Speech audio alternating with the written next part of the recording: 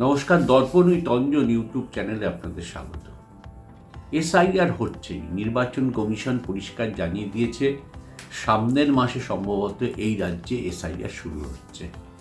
অর্থাৎ যে কনফিউশন ছিল যে এই রাজ্যে এসআইআর হবে কি না, 26-এর বিধানসভা নির্বাচনের আগে এসআইআর প্রয়োগ হবে কি না, ইলেকশন কমিশন করবে কি না, সাম্প্রতিক সুপ্রিম কোর্টের রায়ের পরিপ্রেক্ষিতে এই প্রশ্নগুলো উঠছিল। কিন্তু ইলেকশন কমিশন জানিয়ে দিয়েছে এসআইআর হবে পশ্চিমবঙ্গে, ভুয়ো নাম বাদ যাবে এবং বাড়ি বাড়ি গিয়ে ভোটার তালিকা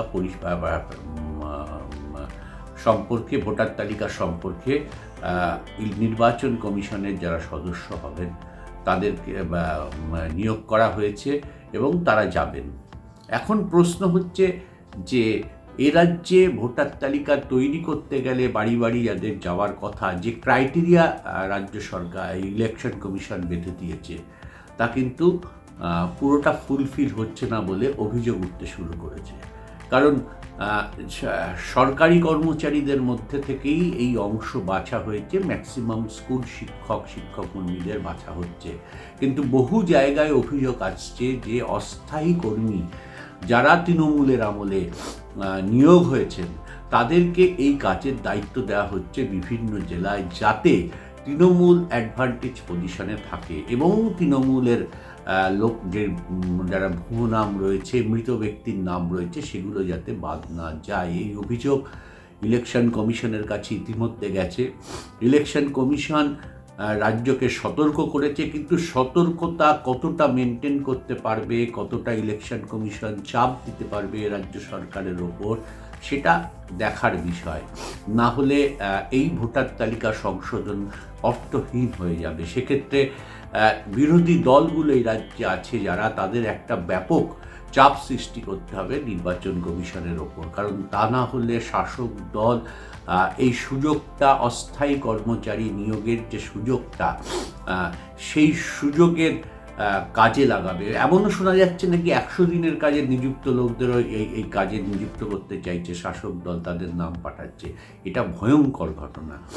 এটা ইলেকশন কমিশন বেঁধে দিয়েছেন যে মিনিমাম স্কুল শিক্ষিকার যেখানে নিয়োগ করবে, এই কাজ করবে, সেখানে দাঁড়িয়ে অস্থায়ী কর্মচারী, সেখানে দাঁড়িয়ে 100 দিনের কাজের লোক নিয়োগ করা, নিঃসন্দেহে এটা বড় গর্হিত কাজ।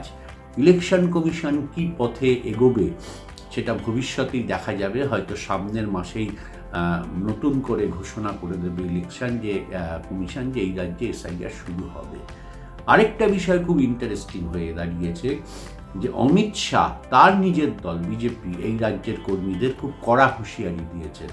তিনি পরিষ্কারভাবে বলেছেন যে যারা বাড়ি বাড়ি যাবে এই ভোটার তালিকা সংশোধনে, সেই এলাকায় বিজেপি কর্মীদের তাদের সঙ্গে থাকতে হবে। অর্থাৎ তারা প্রকৃতপক্ষে ঠিক কাজ করছে কিনা সেইটা জানাতে হবে বিজেপি নেতৃত্বকে। সরল অ্যাপ নামে একটা অ্যাপ তৈরি হয়েছে, যেই অ্যাপের মাধ্যমে বলা হয়েছে যে প্রতিদিন কত নাম বাদ যাচ্ছে, কত নাম উঠছে, তারা কারা, মৃত ব্যক্তিদের নাম সঠিকভাবে ইলেকশন কমিশনের কর্মীরা করছে কিনা তা এই সরল অ্যাপে বক্তব্য জানাতে হবে। এবং দিল্লি থেকে কেন্দ্রীয় নেতৃত্ব এই অ্যাপের মাধ্যমে পুরোটা মনিটরিং করবে। প্রয়োজনে তারা কেন্দ্রীয় নির্বাচন কমিশনের ক্ষেত্রে হস্তক্ষেপ করার দাবি জানাবে। অর্থাৎ বিজেপির তোড়জোড় দেখে বোঝাই যাচ্ছে যে নির্বাচন কমিশন নিশ্চিত এ রাজ্যের আগামী মাস থেকে, অর্থাৎ সেপ্টেম্বর থেকে এই রাজ্যে এসআইআর চালু করার পক্ষে এগোবে। অর্থাৎ বাড়ি বাড়ি ভোটার তালিকা সংশোধনের কাজ করবে এবং সেক্ষেত্রে শাসক দল যাতে বাড়তি সুবিধা না পায়, তাই জন্য এই কেন্দ্রীয় অ্যাপ বা সরল অ্যাপ দলের পক্ষ থেকে তৈরি করা হয়েছে। কিন্তু প্রশ্ন হলো, যারা করবে সেই জায়গায় যদি দুর্নীতি থাকে, সেই জায়গায় যদি শাসক দল পুরোটাকে কবজা করে নেয়, তাহলে কিন্তু বড় প্রশ্ন থেকে যাচ্ছে সে সত্যিই কি এসআইআর সঠিকভাবে ইমপ্লিমেন্ট করা হচ্ছে। এক্ষেত্রে বিরোধী দলগুলো কি ভূমিকা নেবে, এই প্রশ্নটা কিন্তু এই মুহূর্তে বড় হয়ে দেখা দিয়েছে।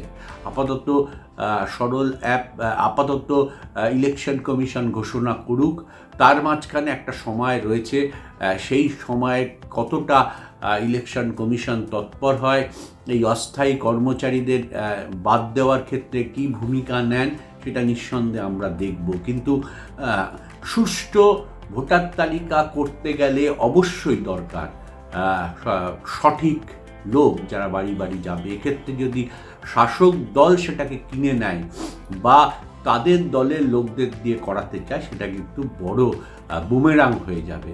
নিঃসন্দেহে বিরোধীরা ভাবছেন, বিশেষ করে বিজেপি শাসক দল যারা কেন্দ্রে আছেন তারা ভাবছেন।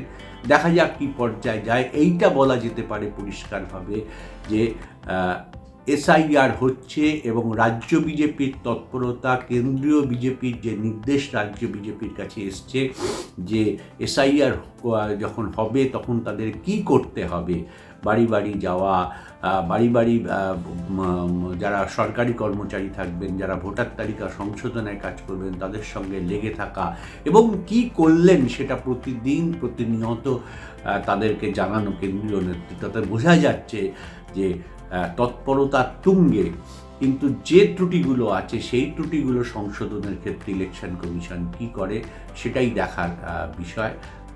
আপাতত এই এপিসোড এইটুকুই।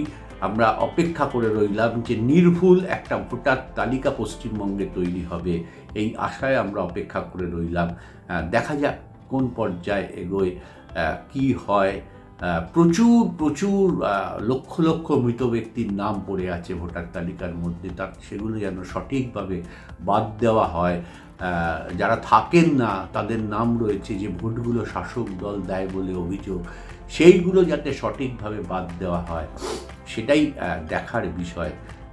দেখা যাক কোন পর্যায়ে যায়। আমরাও অপেক্ষা করছি যে কী দাঁড়ায় পরিস্থিতি ভোটার তালিকা সম্পর্কে। আজকের এপিসোড এইটুকুই। পরের এপিসোডে আসছে অন্য বিষয় নিয়ে। ধন্যবাদ।